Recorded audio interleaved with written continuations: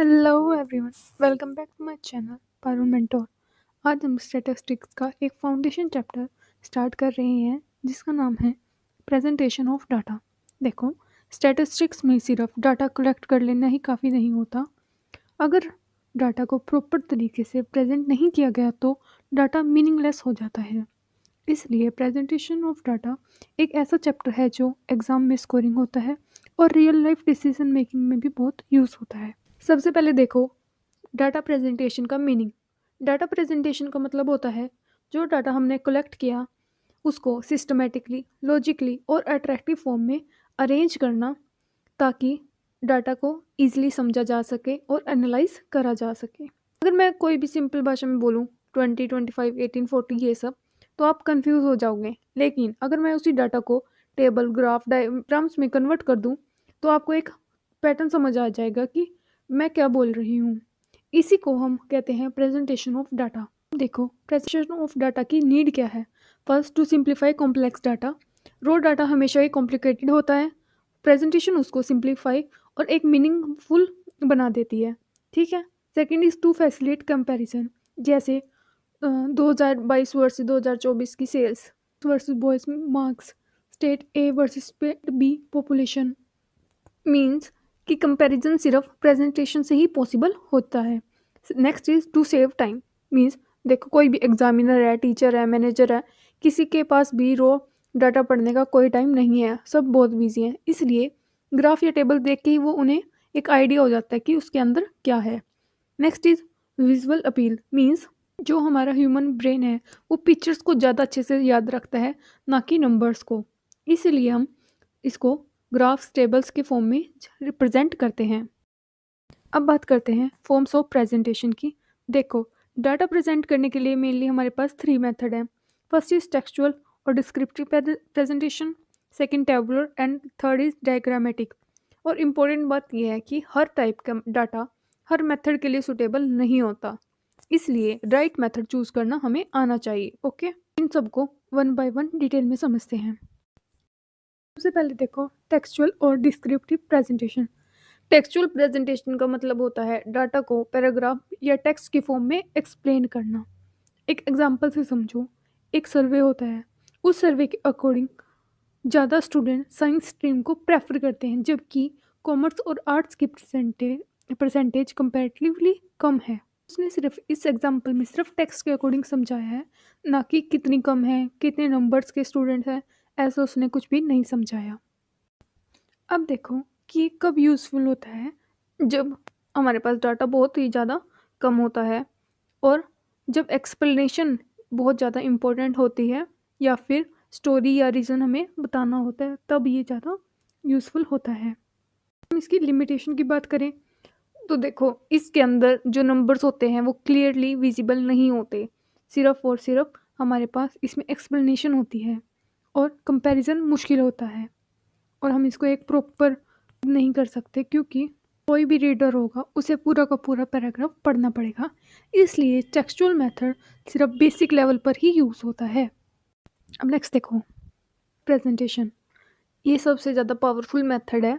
इसके अंदर रोज हॉरिजॉन्टल और कॉलम्स वर्टिकल में अरेंज किया जाता है। ठीक, टेबुलर प्रेजेंटेशन बेस्ट जब माना जाता है तब जब एग्जैक्ट न्यूमेरिकल वैल्यूज हमें मिल जाती हैं और लार्ज डाटा को हम छोटे छोटे कर देते हैं और इससे कैलकुलेशन भी हमारी इजी हो जाती हैं और स्टैटिकल टूल इस पर ही बेस्ड होते हैं। सबसे मैक्सिमम क्वेश्चन टेबल बेस्ड ही होते हैं। ठीक है जी। एसेंशियल कंपोनेंट कौन से हैं टेबल में? First is table number. Means इसकी मदद से हम आसानी से कुछ भी आइडेंटिफाई कर सकते हैं और ये फ्यूचर रेफरेंस के लिए इंपॉर्टेंट होता है। Next is title. ये हमें क्या बताता है? देखो, व्हाट इज़ डाटा, वेयर और व्हेन, ये तीनों के तीनों हमें आंसर यहीं से मिलते हैं। Next is caption. Caption means columns के हेडिंग्स। ठीक है। Next is stubs. Stubs means row के heading. Next is body. Body means actual numerical जो डाटा होता है वो। And next is source notes. Means data हमने कहाँ से लिया है। ठीक, ये पार्ट्स मिसिंग हो जाए तो डाटा हमेशा टेबल इनकम्प्लीट माना जाता है। ठीक है। अब बात करते हैं क्लासिफिकेशन यूज्ड इन टेबुलेशन। देखो, टेबुलेशन में डाटा को क्लासीफाई करना बहुत ज़्यादा ज़रूरी होता है। इसको देखते हैं और समझते हैं one by one. First is qualitative classification, means कि इसके अंदर नॉन मेजरेबल डाटा होता है, जैसे कि जेंडर, ऑक्यूपेशन और ये सब। और next is quantitative classification, means measurable data. इसमें आएगा इनकम ग्रुप्स, एज, वेट, ये सब जिसको हम मेजर कर सकते हैं। Next is temporal classification, means time के according. Example year wise production कितनी हुई है, कितनी सेल्स हुई है ईयर वाइज, ये सब। नेक्स्ट इज स्पेक्टिकल क्लासिफिकेशन, इसमें हम प्लेस के अकॉर्डिंग किसी भी उस डाटा को क्लासीफाई करते हैं, जैसे कि स्टेट वाइज लिटरेसी, ये सब। Next is simple and main fold tables, means simple एक फैक्टर होता है और main fold means multiple factors. ठीक है। फंक्शनल वर्सिटी मीन्स एक ही टेबल या डाटा प्रेजेंटेशन का मल्टीपल पर्पस के लिए यूज़ करना, depending upon the objective of the study. ठीक है। सबसे पहले देखते हैं डायग्रामेटिक प्रेजेंटेशन ऑफ डाटा। इसमें हम नंबर्स को विजुअल्स में कन्वर्ट करते हैं और शेप्स, लाइंस, कलर्स के थ्रू प्रेजेंट करते हैं। इसको कोई भी स्टैटिस्टिकल बैकग्राउंड से नहीं भी है कोई भी, वो भी आसानी से समझ सकता है।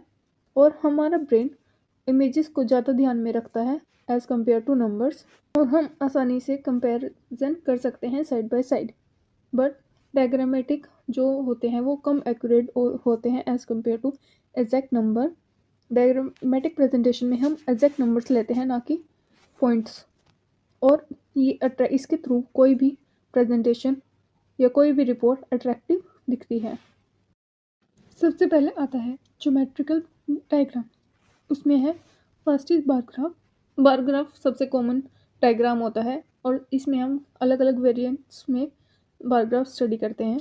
सबसे पहले आता है सिंपल बार ग्राफ, मीन्स एक वेरिएबल जिसमें हम डायग्राम कुछ ऐसे बनाते हैं, एक सिंगल जिसमें गैप होता है। इसका एग्जांपल है ईयर वाइज। जब भी हम कोई भी प्रेजेंट करते हैं डाटा को ईयर वाइज, उसे हम सिंपल बार ग्राफ्स में कहते हैं। Next is multiple bar graphs, means comparison, जहाँ हम कंपैरिजन कर सकें। मीन्स इसमें हम डायग्राम्स कुछ इस तरह से बनाते हैं।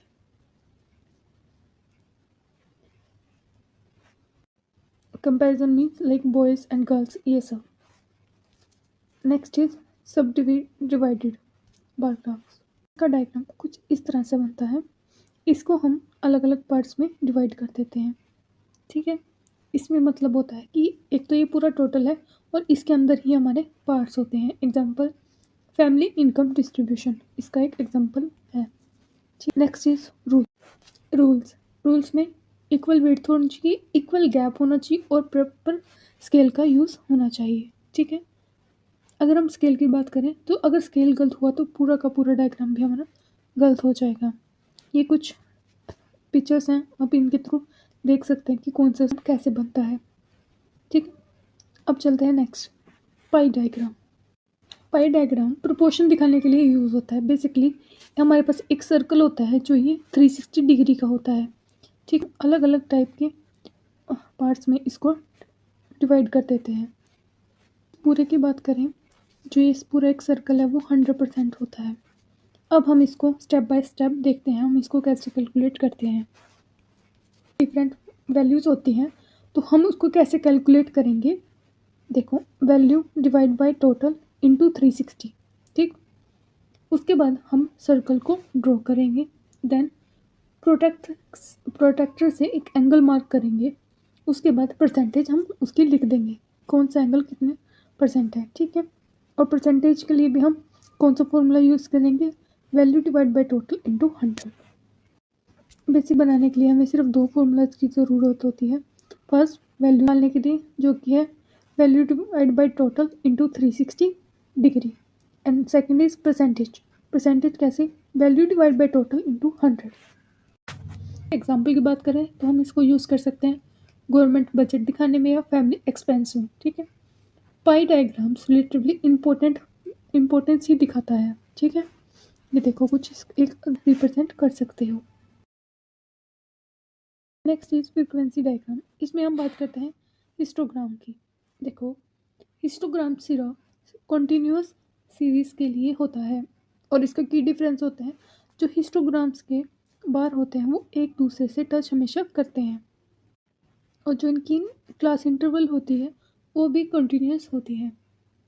अगर हमें लगता है कि क्लास इंटरवल अनइक्वल है तो हम उसको एडजस्ट करते हैं बाय यूजिंग फ्रीक्वेंसी डेंसिटी, जिसका फ्रीक्वेंसी डिवाइड बाय विड्थ। और अगर हम इसमें विड्थ और हाइट की बात करें, जहाँ जो हमारी विड्थ होती है वो एक्स एक्सिस पर होती है, और जबकि हमारी जो हाइट होती है वो वाई एक्सिस पे होती है, और इसकी हेल्प से हम अपना मिड पॉइंट आसानी से फाइंड कर सकते हैं। का रूल ये होता है कि इसमें टोटल एरिया की जो फ्रीक्वेंसी हम इसमें शो करते हैं, तो फॉर्मूला है lower limit plus upper limit divide by 2। ठीक, हम बात करते हैं frequency polygon and frequency curve की। फ्रीक्वेंसी पॉलीगन या फिर फ्रीक्वेंसी कर्व मिड पॉइंट्स को ज्वाइन करके बनता है। जैसे कि ये देखो, ये ग्राफ हमें फ्रीक्वेंसी पॉलीगन शो कर रहा है। इसमें जितने मिड पॉइंट हैं हमने उसको एक स्ट्रेट लाइन में ज्वाइन करा सभी मिड पॉइंट्स को। फ्रीक्वेंसी कर्व होता है वो फ्रीक्वेंसी पॉलीगन का एक स्मूदर वर्जन होता है। इसमें हम फ्री हैंड ज्वाइन करते हैं, बट इसमें हमें स्ट्रेट लाइन्स ही ड्रॉ करनी पड़ती हैं, और इससे हम डिस्ट्रीब्यूशन का एक आइडियल शेप हम देख सकते हैं आसानी से। ठीक है, सबसे पहले हम ओजाइव को समझते हैं। Before construction you must understand what is ogive actually. Ogive का मतलब होता है क्यूमुलेटिव फ्रीक्वेंसी कर्व। ठीक है, सिंपल वर्ड में ओजाइव एक ग्राफ होता है जो डाटा को स्टेप बाय स्टेप ऐड करके शो करता है। मीन्स नॉर्मल फ्रीक्वेंसी बताती है इस क्लास में कितनी वैल्यू है, और वहीं क्यूमुलेटिव फ्रीक्वेंसी बताती है इस पॉइंट तक टोटल कितनी वैल्यू से आ चुकी है। इसी क्यूमुलेटिव फ्रीक्वेंसी को ग्राफ में दिखाया जाता है, उसे हम ओजाइव कहते हैं। देखो, ओजाइव का यूज़ हम सिर्फ स्पेशल वैल्यू निकालने के लिए ही यूज़ करते हैं, लाइक मीडियन, क्वार्टाइल्स, Q1 और Q3 एंड परसेंटाइल्स। ठीक है, ये सब। अब मेन बात, इससे हम मीन और मोड ओजाइव से नहीं निकाल सकते। और ये हमारे पास दो टाइप के ओजाइव होते हैं, लेस देन ओजाइव और मोर देन ओजाइव। दोनों ही अलग तरीके से बनते हैं, लेकिन मीडियन दोनों के इंट्रैक्शन पॉइंट से ही बनता है।